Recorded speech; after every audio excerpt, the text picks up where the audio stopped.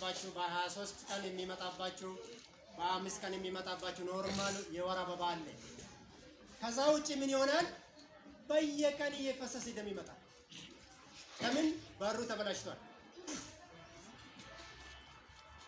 ይሄ ነገር መቼ ነው የሚከሰተው? ምልክቱስ ምንድነው? መቼ ነው የሚመጣ የሚለውን ቶሎ ቶሎ ላንሳ። ሴቶቻችን አንደኛ የሚሞቱበት ቢነግራችሁ በጡት ካንሰር ነው።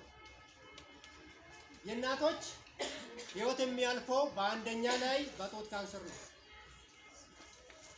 ሁለተኛ የሚሞቱበት በማህፀን ጫፍ ካንሰር ነው። ብዙ ጊዜ አናቅም። አንዲት ልጅ 18 የማትሞላ እኔ ተወለድኩበት ጎረቤቴ በጡት ካንሰር ህይወቷ አልፈዋል። ቅርብ ጊዜ 18 አልሞላችም። ምንድነው ኬዙ? በጣም በረታባት። እሷ አላወቀችም፣ ተዘናጋች። ከዛ ፈሳሽ እየፈሰሰ መጣና እንዳውም ሌላ ሽታ እየፈጠረ መጣ። ሳታውቁ እኮ ምንም አላወቀችም። ቤተሰብ አቅ ከዛ በኋላ ከሰዎች ራሱ ለየት ተደርጋ ተገለለችና ለብቻ ወጣች። ክፍል ለብቻ ወጣላት። ከዛ ሐኪም ቤት ሄደች። ቆየችና እንዴት መድኃኒት ታገኝ? ብዙ ጊዜ በካንሰር የተያዘው ሰው ቶሎ የማይታከም ከሆነ 5 ዓመት ነው። ከዛ በላይ መቆየት ይከብዳል። ቶሎ ሕክምና ካገኘ ግን ሰው ሊድንም ይችላል። እና የማህፀን ጫፍ ካንሰሩ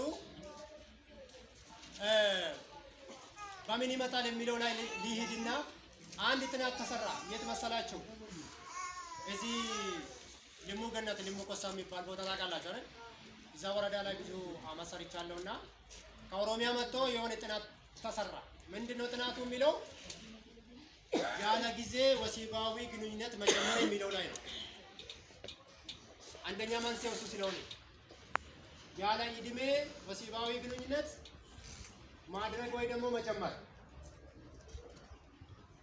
ጥናቱ ሲሰራ የሚገርማችሁ በጣም የሚያሳዝነው አቨሬጅ ማለት ነው ዝቅተኛ እና ከፍተኛ የሚባል አለ። ከዛ መካከለኛው እድሜ እዛ የሚጀመርበት ወሲባዊ ግንኙነት 8 ዓመት ነው። አንዲት 8 ዓመት ሴት ወሲባዊ ግንኙነት ጀመረች ማለት አስቡ።